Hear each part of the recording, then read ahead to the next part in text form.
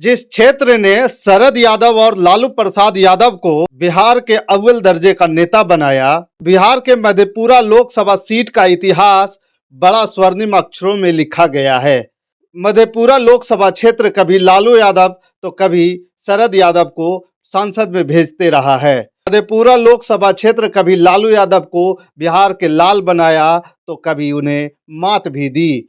लेकिन एक और आश्चर्यजनक वाली बात है कि बिहार के इस लोकसभा सीट पर बीजेपी का आज तक इतिहास में खाता नहीं खुल पाया। यादवों के गढ़ में आरजेडी सुप्रीमो लालू यादव को भी मात मिली है। बीजेपी का खाता आज तक नहीं खुल पाया है। नमस्कार, मैं हूं पवन चंचल और आप देख रहे हैं जन जोश के साथ लोकसभा चुनावी यात्रा। लोकसभा चुनाव 2024 को लेकर बिहार में सियासी बाजार सज चुका है।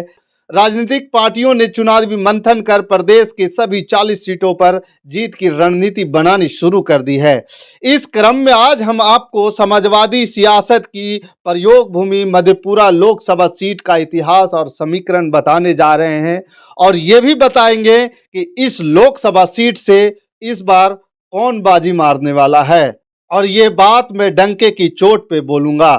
मधेपुरा लोकसभा सीट पर आरजेडी जदयू के बीच उठापटक देखने को मिलती रही है। आपको बता दें कि इस लोकसभा सीट को यादवों के गढ़ वाली सीट में शुमार किया जाता है। यादवों के वर्चस्व वाली जमीन पर समाजवादियों की सियासत को हवा मिलती रही है। गौरतलब यह है कि इस सीट पर किसी भी लहर का असर कभी नहीं दिखा है। इस लोकसभा सीट के सियासी इतिहास की बात करें तो 1952 के पहले हुए चुनाव में जवाहरलाल नेहरू की हवा थी। इसके बाद भी यहां से कांग्रेस जीत दर्ज नहीं कर पाई थी। सोशलिस्ट पार्टी के किराई मुसहर ने पार्टी का परचम बुलंद किया था। वहीं 2014 में जब मोदी लहर थी तो यहां से पप्पू यादव ने जीत दर्ज की थी। आपको बता दें कि 1952 में यह इलाका पूर्णिया और भागलपुर क्षेत्र में शामिल था। इसके बाद उन्होंने सांसद की कुर्सी पर कब्जा जमाया।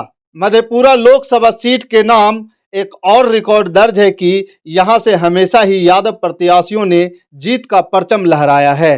गौर करने वाली बात यह है कि 1967 से लेकर आज तक इस सीट पर कांग्रेस सिर्फ 3 बार ही जीत दर्ज कर पाई है। वहीं बीजेपी अभी तक जीत दर्ज नहीं कर सकी है। राजद सुप्रीमो लालू प्रसाद यादव मधेपुरा लोकसभा सीट से जीतकर 2 बार दिल्ली का रुख कर चुके हैं। वहीं 1999 में उन्हें शरद यादव ने सियासी मात दी थी। आपको बता दें कि जदयू की टिकट पर शरद यादव 4 बार जीत का परचम लहरा चुके हैं। 2004 के उपचुनाव और 2014 के चुनाव में पप्पू यादव ने भी जीत का परचम लहराया था।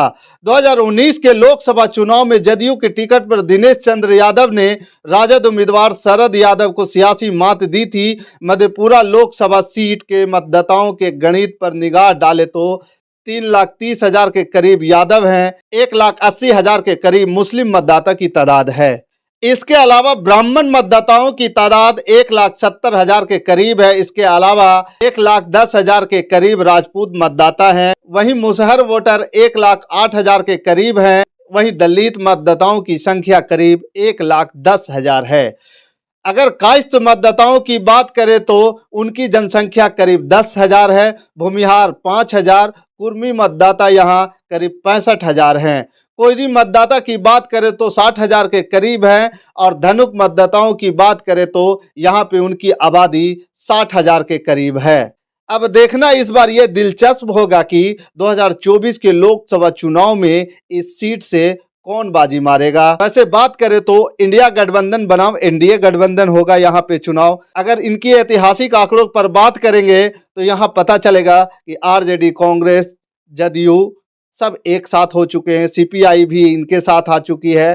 ऐसी स्थिति में इस लोकसभा क्षेत्र में कोई कंपटीटर नहीं है। यहाँ पे ये कहना कभी गलत नहीं होगा कि मधेपुरा लोकसभा सीट से इंडिया गठबंधन 100 नहीं 200% सीट निकालेगी। अगर इनकी इतिहास के बारे में बात करें तो इतिहास यहाँ पे यही दिखाता है, हमेशा से समाजवादी की यहाँ पे जीत हुई है। बाकी आपके अंदर इस लोकसभा सीट के प्रति क्या विचार उत्पन्न हो रहा है वो हमें कमेंट कर जरूर बताइए कि इस बार इस लोकसभा सीट पर कौन जीतेगा, इंडिया या एनडीए गठबंधन। बाकी हमारे साथ बने रहने के लिए धन्यवाद।